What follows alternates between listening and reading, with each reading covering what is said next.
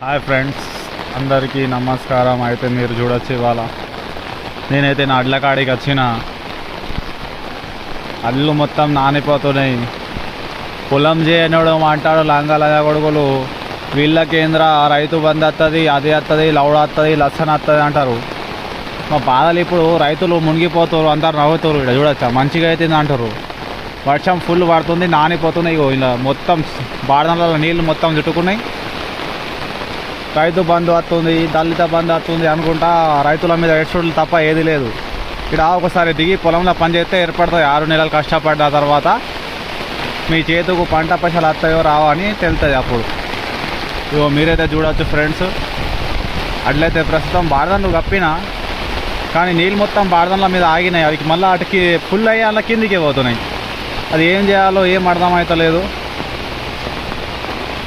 ఈ వాన ఎప్పుడు తక్కువ అయితే అది కూడా ఏర్పడతలేదు. మొత్తం 15 టాటర్లు అడ్లు కోసినాయి ఇప్పటిదాకా. మొత్తం నానిపోతున్నాయి, లాకాలు వస్తున్నాయి కిందికి వెళ్ళి. 8 రోజుల నుంచి ఇలానే ఉన్నది. బాడదం లేచినా లాభం లేదు ఫ్రెండ్స్, ఎంత బాడదం లేచినా చూడవచ్చు మీరు. ఎందుకంటే దీని మీద ఫుల్ జమ అవుతున్నాయి వర్షాలు. ఇగో వర్షం మీద జమ అయినాయి, మళ్ళీ ఇవి కిందికి పోతున్నాయి. అవి నీళ్ళు ఎటు పోతే లాభం లేదు. అది ఇగో ఈడ 2 కుప్పలు. ఏడ్సేటోళ్ళకు జూడూరి కొద్దిగా ఏడ్సేటోళ్ళు రైతు బంధు వస్తుంది, రైతులకు అది ఇది అంటారు కదా.